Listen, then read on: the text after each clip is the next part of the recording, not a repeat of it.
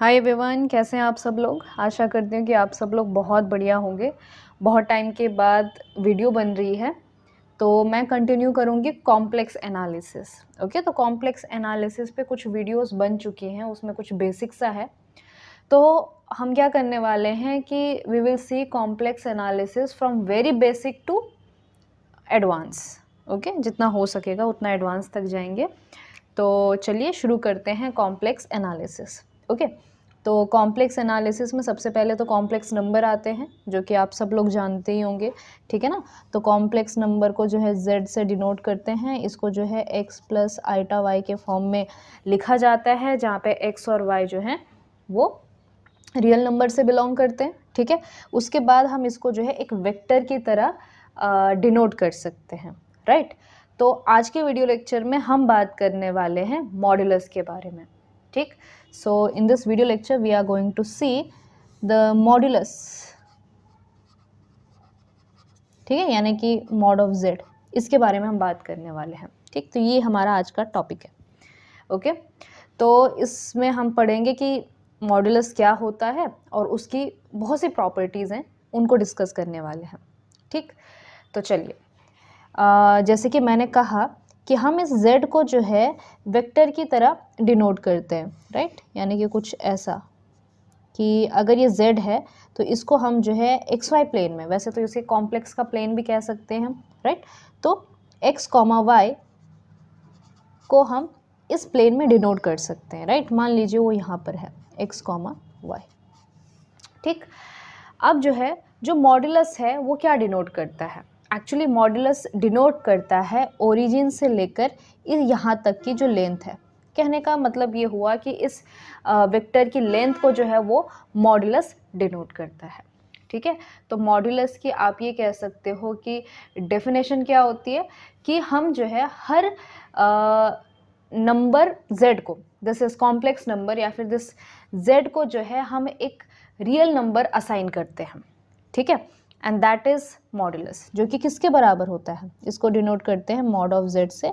और ये किसके बराबर होता है, आपका square root of X square plus Y square.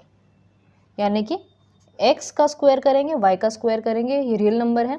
ठीक है, उनका स्क्वायर रूट लिया जाएगा, उसे हम क्या कहेंगे, मॉड ऑफ z। ठीक है, तो इसी को जो है हम कहते हैं मॉड्यूलस, या फिर आप इस चीज़ को जो है एब्सोल्यूट वैल्यू भी कह सकते हो। ठीक है, या फिर इसको एब्सोल्यूट वैल्यू भी कहा जा सकता है। ओके, अब ज्योमेट्रिकली इसका क्या मतलब कहा मैंने कि ओरिजिन से लेकर इस x कॉमा वाई तक का जो डिस्टेंस है उसे इस नंबर से हम क्या कर रहे हैं, डिनोट कर रहे हैं। राइट, अब एक चीज़ तो कंफर्म है कि अगर आपका जो है दो मान लीजिए नंबर हैं। ठीक है, एक कॉम्प्लेक्स z1 है और एक z2 है, तो आप चीज़ ये जानते ही हैं कि कॉम्प्लेक्स नंबर की दुनिया में अगर मैं कहूँ कि z1 is less then z2, इसका कोई मीनिंग नहीं होता। ठीक है, ये जो है इसका कोई भी मीनिंग नहीं होता है, क्योंकि यहाँ पे आप ये नहीं कह सकते कि z1 बड़ा है कि z2 बड़ा है, ये पूरे प्लेन में है।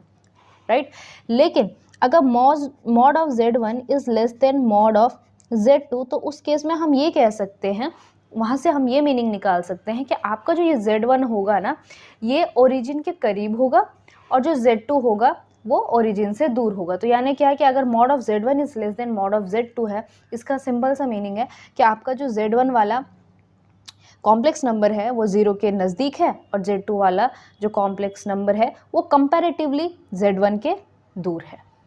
ये तो हो गया आपका मॉड z।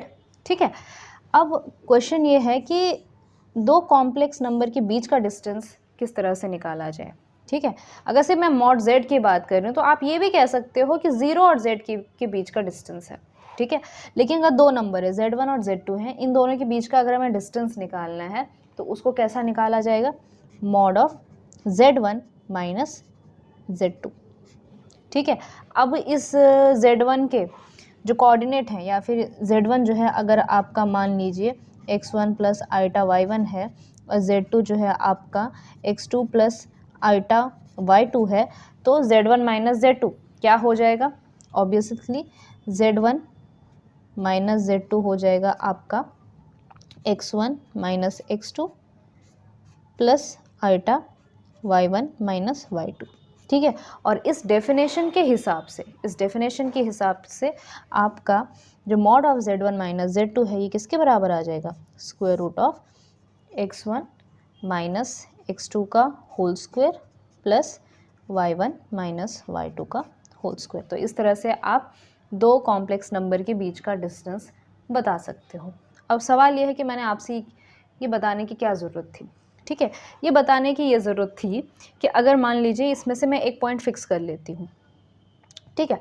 तो जैसे मान लीजिए मैंने एक z को z0 फिक्स कर दिया, तो आपका क्या बन जाएगा, मान लीजिए कि z माइनस z0, मैं ऐसे z का कलेक्शन करती हूँ जिसका डिस्टेंस z0 के साथ से क्या है, सेम है, ठीक है। मान लीजिए r है, तो ये किस चीज़ को रिप्रेजेंट करेगा, ये आपका सर्कल को रिप्रेजेंट करेगा, ठीक है। तो कॉम्प्लेक्स के प्लेन में कॉम्प्लेक्स नंबर की टर्म्स में एरिया जो आपका इक्वेशन ऑफ सर्कल है उसको जो है इस तरह से दिखाया जा सकता है, z minus z0 is equal to r। कोई अगर ये कॉम्प्लेक्स का प्लेन है, इसमें ये आपका सर्कल है जिसका सेंटर z0 है, यहाँ पे तो z0 है, यहाँ पे तो ये 0 हो गया, ठीक है।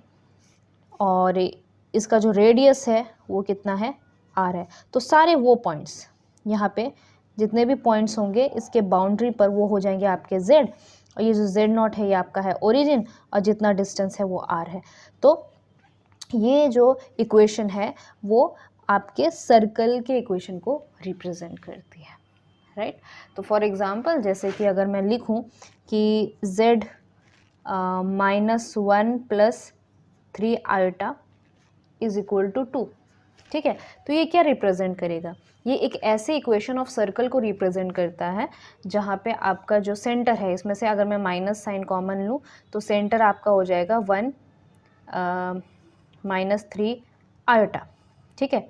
या फिर इसको अगर मैं कोऑर्डिनेट्स के रूप में लिखूँगी तो 1 माइनस 3, राइट।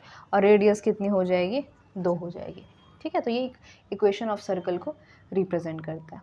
तो चलिए अब कुछ प्रॉपर्टीज़ हम देखते हैं। पहली प्रॉपर्टी तो हमने ये देख ली, प्रॉपर्टी क्या, ये तो डेफिनेशन ही थी कि जो आपका मॉड ऑफ z होता है वो किसके बराबर होता है, square root of x square plus Y square. चलिए सेकेंड प्रॉपर्टी की बात करते हैं।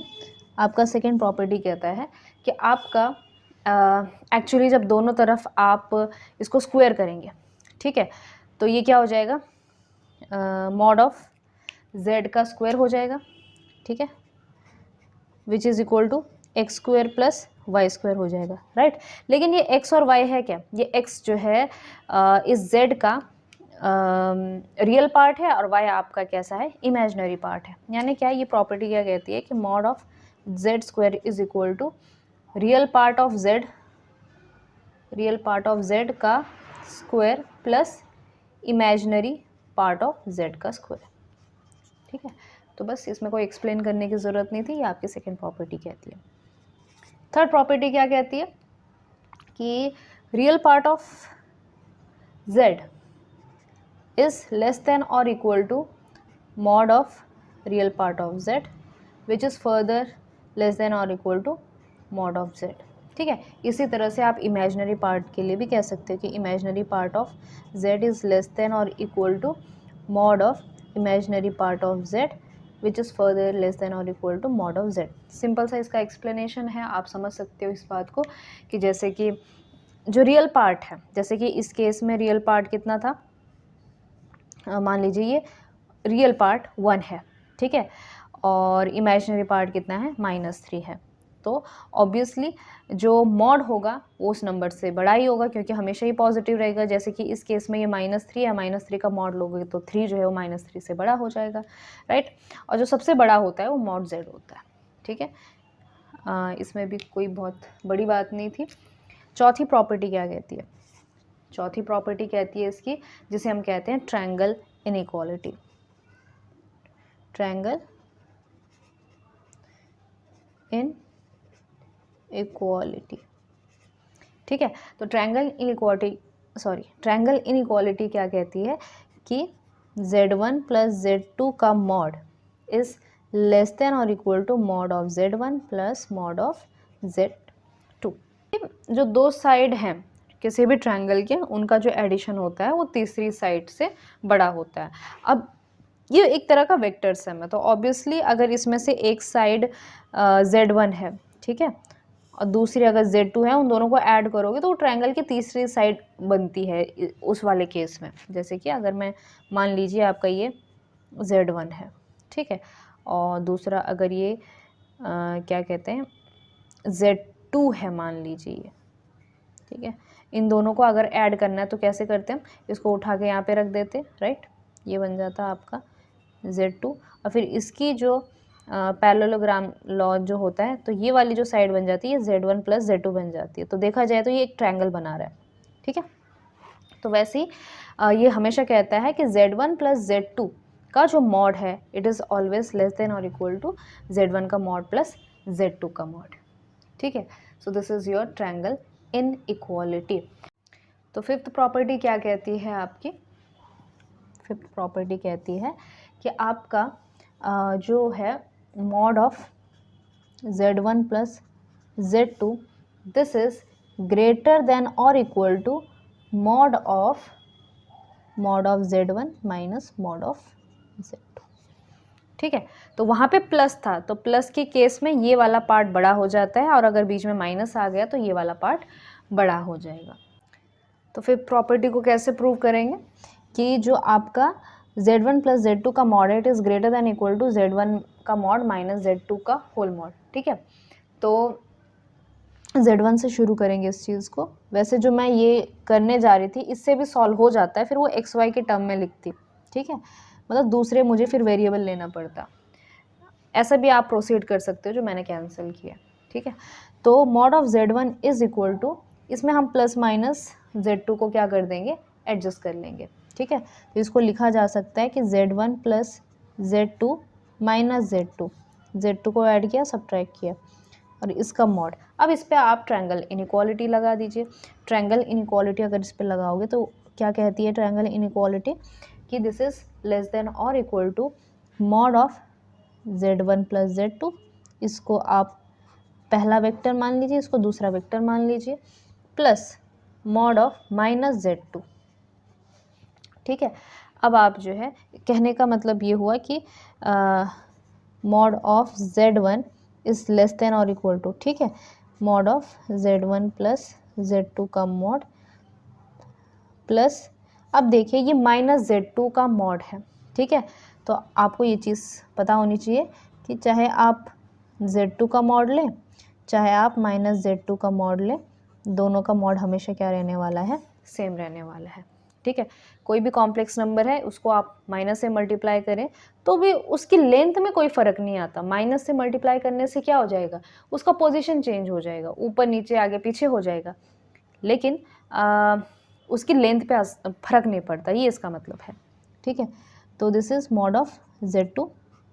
अब आप जो है क्या कर लीजिए, Z2 को इधर ले आइए, तो ये क्या हो जाएगा, mod of Z1 minus mod of Z2 is less than और equal to Z1 plus Z2, right. इसका मॉड ले लेते हैं, क्योंकि कई बार ये भी तो हो सकता है ना कि आपका जो क्या कहते हैं Z2 है ये बड़ा हो जाए, तो उस केस में एक नेगेटिव आ जाएगा, ठीक है। इसलिए हम इसका जो है मॉड लेके चलते हैं कि लेंथ जो है मॉडुलस, चाहे वो प्लस हो माइनस हो, वो इससे क्या हो जाएगा, Z1 प्लस Z2 के मॉड से लेस देन और इक्वल टू ही रहेगा। Okay, so this was simple. छठवीं प्रॉपर्टी देखिए, सिक्स प्रॉपर्टी कहती है आपकी कि mod of Z1 plus Z2 this is greater than और equal to mod of Z1 minus mod of Z2। यही चीज़ है जो हमने यहाँ पे प्रूव करी है, ठीक है। बस यहाँ पे होल मॉड था, यहाँ पे मैंने मॉड हटा दिया है, ओके। तो इससे कोई फ़र्क नहीं पड़ता है। और अगर आपका Z2 मान लीजिए बड़ा है, तो उस केस में आप ये भी कह सकते हो कि mod of Z1 plus Z2 is greater than equal to minus, उस केस में माइनस ले लीजिए। आपका मॉड लेने का तो यही मतलब होता है कि अगर mod of Z1 is greater then mod of Z2, उस केस में ये ले लिया, और अगर mod of Z2 is greater then mod of Z1 तो उस केस में आप क्या ले लीजिए, इसका माइनस ले लीजिए। ठीक है, खैर वैसे तो ये प्रॉपर्टी ऊपर से ही आ जाती है, मैंने बस मॉड को खोला है। ओके, सेवेंथ प्रॉपर्टी अब एक जनरलाइज बना देती है, वो ये कहती है कि mod of Z1 plus minus Z2, चाहे आप ऐड करो चाहे आप सब्ट्रैक्ट करो, इसका जो मॉड है वो हमेशा, जो ट्रायंगल इनइक्वालिटी है ना, वो Z1 plus Z2, mod of Z1 plus Z2 plus mod of Z2, इससे हमेशा क्या रहेगा, लेस देन और इक्वल टू रहेगा, चाहे यहाँ पे प्लस लो चाहे यहाँ पे माइनस लो। ठीक है, और जो ये वाली प्रॉपर्टी है Z1 plus Z2, this is greater than equal to mod of Z1 minus mod of Z2, इसको भी आप जनरलाइज कर सकते हो कि Z1 plus minus Z2, this is always greater than और equal to mod of Z1 minus mod of Z2। I hope आपको ये बहुत कंफ्यूजिंग ना हो रहा हो। ठीक है, यानी कि जो आपकी ये वाली ये जो थी, ये ट्रायंगल इनइक्वालिटी वाली है, पहले हमने प्लस के लिए पढ़ा, बस उसके नीचे मैंने माइनस लगा दिया है। और ये वाली जो प्रॉपर्टी है, जो अभी हमने फिफ्थ प्रॉपर्टी पढ़ी कि Z1 plus Z2 whole mod is greater than equal to Z1 minus Z2 का मॉड, राइट, इसमें बस मैंने प्लस की जगह क्या कर दिया, माइनस कर दिया। ओके, इससे फ़र्क कुछ नहीं हो रहा है, इससे बस अगर मैं Z2 को माइनस Z2 से रिप्लेस करती हूँ, ठीक है, तो क्या हो जाएगा, अगर Z2 को मैं माइनस Z2 से रिप्लेस करती हूँ तो ये Z1 माइनस Z2 हो जाएगा। ठीक है, और ये Z2 यहाँ पे माइनस हो जाएगा, लेकिन मॉड की वजह से वो वापस से यही टर्म बन जाएगी। ठीक है, तो इस मॉड की वजह से यहाँ पे भी Z2 के मॉड की वजह से और यहाँ पे भी Z2 के मॉड की वजह से इस चीज़ पे कोई फ़र्क नहीं पड़ रहा है, प्रॉपर्टी वही होल्ड हो रही है। ठीक है, तो जो आपने प्रॉपर्टी पढ़ी, बस उनमें क्या करना है, Z2 को माइनस Z2 से रिप्लेस कर देना है, यही। तो ये था मॉड्यूलस के ऊपर का वीडियो, बहुत सिंपल सा वीडियो लेक्चर है, लेकिन प्रॉपर्टीज़ इंपॉर्टेंट है। ठीक है, बड़ा ही आसान था। अगले वीडियो लेक्चर में हम बात करेंगे अबाउट आर्गूमेंट। ठीक है, argument of complex number Z, तो इसके अंदर जनरल कौन सा होता है, प्रिंसिपल वाला कौन सा होता है, और ये सारी चीज़ें हम डिस्कस करने वाले हैं in the next video lecture.